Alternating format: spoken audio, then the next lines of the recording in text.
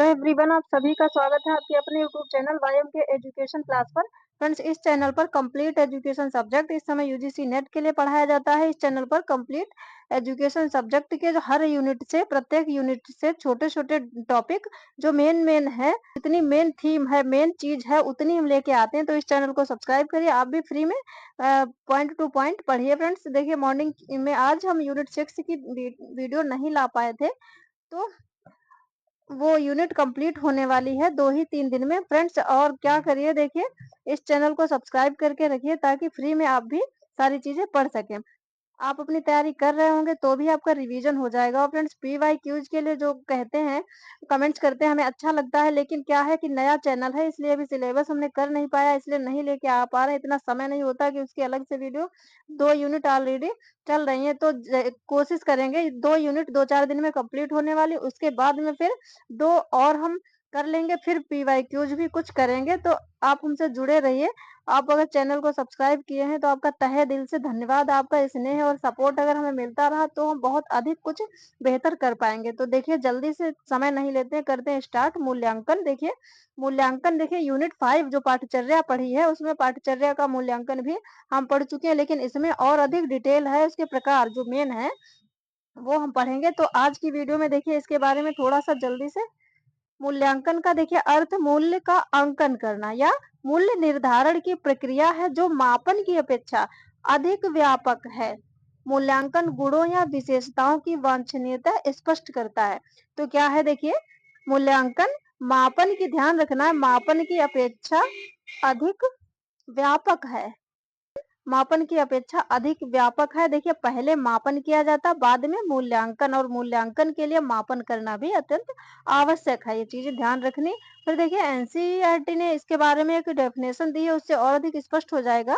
मूल्यांकन एक ऐसे सतत व व्यवस्थित प्रक्रिया है। मूल्यांकन एक ऐसी सतत व व्यवस्थित प्रक्रिया है जो शैक्षिक उद्देश्यों की प्राप्ति की सीमा व अधिगम अनुभवों की प्रभावशीलता का आकलन करती है। तो ये एक एनसीईआरटी की डेफिनेशन है कि मूल्यांकन एक ऐसी सतत व व्यवस्थित प्रक्रिया है, प्रोसेस है, जो शैक्षिक उद्देश्यों की प्राप्ति की सीमा, मतलब किस सीमा तक शैक्षिक उद्देश्य आपको प्राप्त हुए हैं, वह अधिगम अनुभव, और अधिगम मतलब सीखना, उसके अनुभवों की प्रभावशीलता, कितना मतलब प्रभावी हुए हैं, कितना मतलब अधिक अच्छी तरीके से आपने सीखा, उसका आकलन करती है, मतलब उसको मापती है एक तरीके से।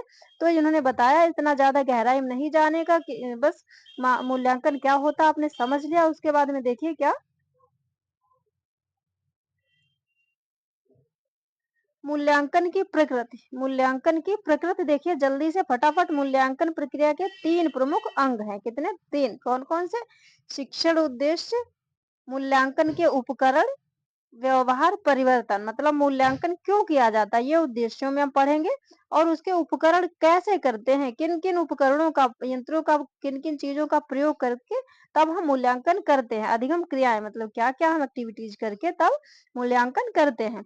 व्यवहार में फिर क्या परिवर्तन होता है जब हम मूल्यांकन कर लेते हैं उसके बाद में। तो ये क्या है, मूल्यांकन के 3 अंग हैं। मूल्यांकन के उद्देश्य देखिए, ये मूल्यांकन के उद्देश्य, अब जब आपको मूल्यांकन पता चल गया होता क्या है तो इसके उद्देश्य क्या हो सकते हैं, किसी चीज में सुधार।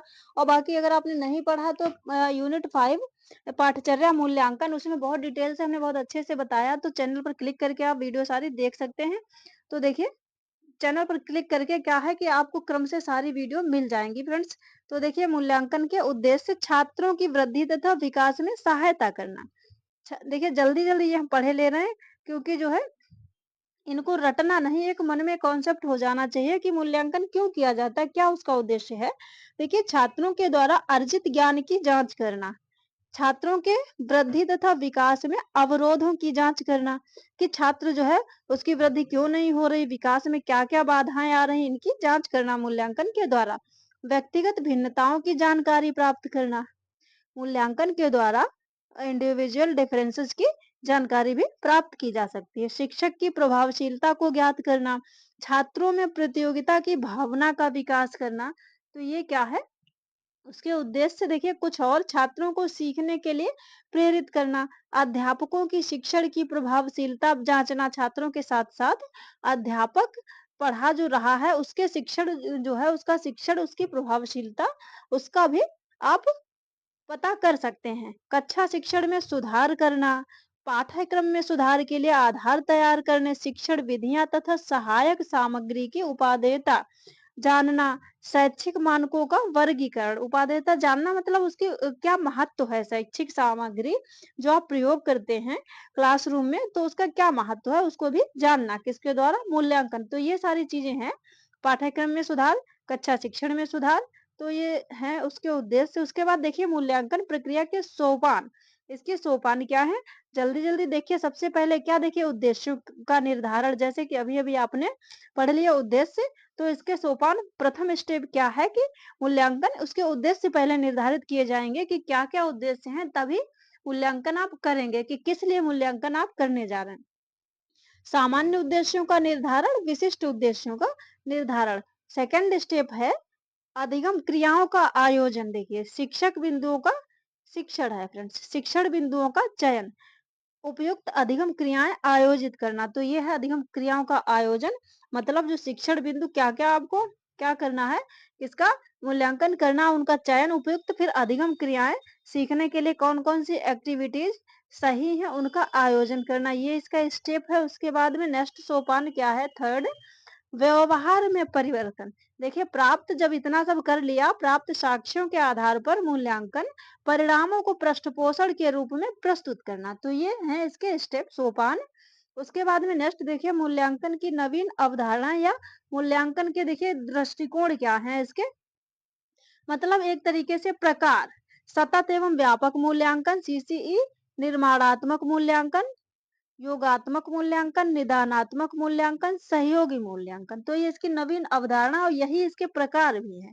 यही इसके प्रकार देखिए, ये कितने मुख्यतः देखिए, मुख्य प्रकार इसके चार हैं। कौन कौन से, प्रारंभिक मूल्यांकन या फॉर्मेटिव असेसमेंट, जो आपने अभी भी पहले नंबर पे पढ़ा वही। योगात्मक मूल्यांकन क्या, सुमेटिव असेसमेंट, निदानात्मक डायग्नोस्टिक असेसमेंट, पदस्थापन मूल्यांकन। तो ये हैं इसके प्रकार, और इन्हीं के बारे में मोस्ट इंपोर्टेंट है डिटेल में पढ़ना। यही से प्रश्न बनता है, आप कंफ्यूज हो जाते हैं कौन सा फॉर्मेट, कौन सा फॉर्मेटिव है, कौन सा सुमेटिव है, कौन सा डायग्नोस्टिक है। तो ये बहुत ही इंपॉर्टेंट है, इसको हम डिटेल में कल की क्लास में पढ़ेंगे फ्रेंड्स। आज के लिए इतना ही।